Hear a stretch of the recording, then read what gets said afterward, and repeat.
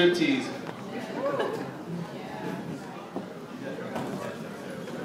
That's all you're getting. Alright, so you guys don't know me, my name is Alby, and I'm basically just going to be up here doing poetry and just ranting, because, you know, people just need to rant one of these days, you know what I mean? Right? Right? Alright. Doctor, can you toss my water?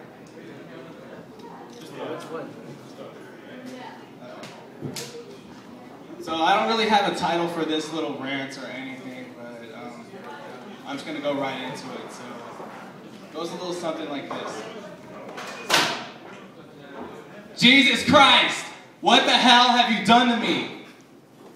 As I'm laying there and you're drawing circles across my back, how dark you are like midnight, how the soothing taste of you, how you feel, how you make me moist inside and out, how the colors bring upon everything inside of you. How we hold hands in the garden and do spins and we fall on the floor and all the feathers rise up, not feathers, roses, like the end of a cheesy Disney movie. I think to myself, ooh.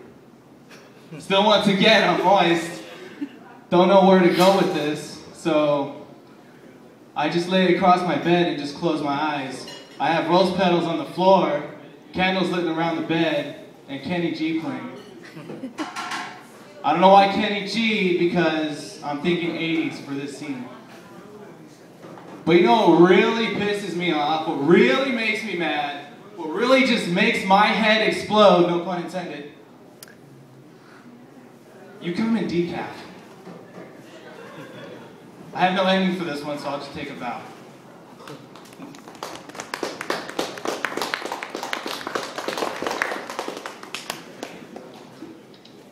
Who wants to hear one about my wife? Alright, we're gonna hear it anyway. I wrote this basically around the time I got married, but I really never recited it, so I'm gonna recite it. I never really memorized it because I never really opened it up until today. So it goes a little something like this. Let us raise our glasses to the love we shared. Let us raise our glasses to the love we've made. Let us hold our hands and step into our lair. Let us attach our lips and continue our escapade.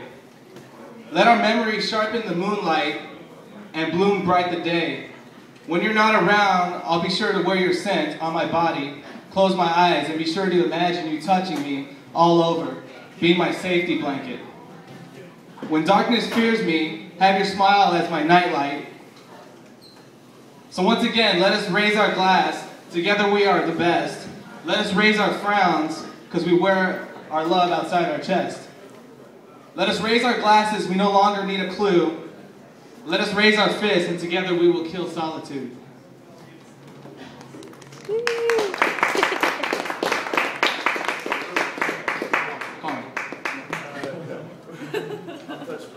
No, I'm kidding. Now, basically I told you that poem to tell you the story. It's going to be weird, so... This is a story about me getting pulled over by a sheriff with my wife in the car. You know, we're being happy, we're going to IKEA, and, you know, we're buying mattresses for, you know. And all of a sudden, woo! We get pulled over, and he's like, sir, can I have your license and registration, please? And obviously I give it to him. So I give it to him, so I'm sitting there for like 15 minutes, we're sitting there eating Cheetos, and like, what the hell is going on? So finally he comes back, he's like, so I'm going to ask you, why is your license suspended? And sure enough, I'm like, what the hell, are you kidding me? And he's like, really? And he's like, acting like he can't hear me. He's like, huh? And I'm like, dude, I don't know, you're the one with all the information, you tell me. So basically, he's like, I'm going to need you to step out of the car, and I was like, great, am I going to get frisked, you know, take me back to high school? So basically he's like, you have expired tags, okay, my fault, basically. A few months overdue, so F me on that.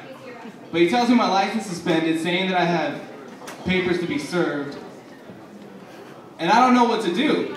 So basically, the tow truck guy comes, he puts my car on his little thing, or whatever the hell he calls it. Yeah, it was a piece of crap car, you know, the Deftone sticker was more expensive than the car alone. So the funny thing about that is, I hear my phone vibrate, and I get a text, it's my mother. basically saying, hey, your tags came in. So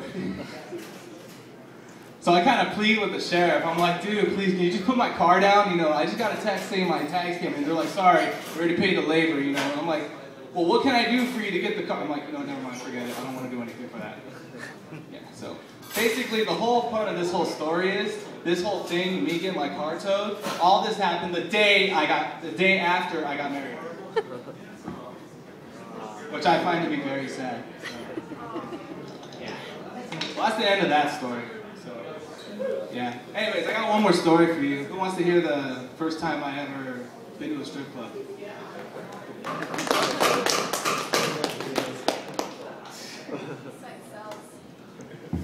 Yeah, look who's mine. Anyways, me and two other friends of mine, my friend Chris and my friend Paul. By the end of this damn story, you're gonna know who the hell Paul is. She exactly knows what I'm talking about. So, anyways, we're driving across Bascom. I'll give you a little hint. It's on Bascom. It's not Whole Foods. We're talking about a whole different produce here. So we pull up and then we go in, and my buddy Chris is like, "Oh, I'm kind of a little short right now," and I'm like, "Hey, don't worry about it. You know, I'll spot you. You got lunch earlier today," and then. I had my friend Paul who's like, hey, do you think you can spot me? I'll pay you back. Everyone has that friend who says, I'll pay you back, but they don't. You know, so I'm like, all right, whatever, fine, I'll pay you, I guess. So we go up to the, front, and we're like, all right, how much to get in? $15 a person. I'm like, are you serious? I'm like, all right, 3 please. Do the math, I'm not good at it. So we walk in, right off the bat, the floors are sticky. Floors are sticky, it's dark, a woman's up there dancing, has just, you know, I don't know, if inspection came, they'd have a field day with it, I don't know. So we end up sitting on the corner and we're drinking our soda, which is incredibly flat or whatnot, and the strippers keep coming up to us, you know, asking for a dance, and I'm denying it, you know. My friend Chris gets a lap dance and he goes off about his way. I didn't care at that point. All of a sudden, the stripper comes up. Her name is Asia. I don't know why she named herself after a continent or whatever. So she goes up, and then all of a sudden, like, my other friend Paul just gets all droopy dog-eyed over her. Well, she looked like a guy, so, well, from the face. So basically, after her dance, all of a sudden he like disappears, like, you know, one of those cartoon scenes where it's like just a smoke of him, and he runs into a little dusty ATM machine. Apparently now he has money. So I'm pissed off at this point, so she comes up to us, and I say no, because I didn't want one. And then she goes up to him, and he's like, oh yeah, I got money, I got money, I got money. So he like runs inside the room they were going in. She didn't get a chance to let her go in first, to do God knows what. So I'm sitting there alone, not having a good fun time at this point. There was a girl stripping at Lincoln Parks by myself. I don't know how she did it. She circle headbanged both her head and her chest. I don't know how she did that. I was not even flaccid. Anyways, so this one girl comes up to me, and she's kind of massaging my shoulders, going, "Oh, how are you, handsome?" And I'm like, I'm okay. How are you? You look lost. She's like, I'm doing fine. You know, you look a little tense. I'm fine. I'm fine, thank you. She's like, oh, I'm doing a little offers, and you know, maybe if you want to go in the back and I'll make you feel good. We got a little shower scene. You know, we can do that. You know, you can watch. I'm okay, thank you. I'm okay. She's like, come on. You know, you look a little tense. Let me make you feel. I'm okay, thank you. I'm trying to be as nice as I could. So then all of a sudden she says the one thing. She's like, come on, don't be ghetto and cheap. I'm like, look, Cinnamon or Cracker Jack, whatever the hell they call you here. I paid $45 to get in. Do you really think I want to pay another $60 to watch you dance for 3 minutes? I saw you limping over here, so you probably can't keep a rhythm. What makes you think I want to pay $3 for that? She just looked and walked away. Apparently, she's heard this before. So all of a sudden, my friend Chris gets back, and I'm like, how'd it go? He's like, I'm going to tax this. This is bullshit. And basically, Paul comes back with like this really like frantic yet glowing look, and I'm like, Paul, you okay? And he looks at me like, dude, it felt right. And I'm like, dude, it's called an erection. Welcome to the real world. And he's like, no, like, I talked to her and she, like, listened.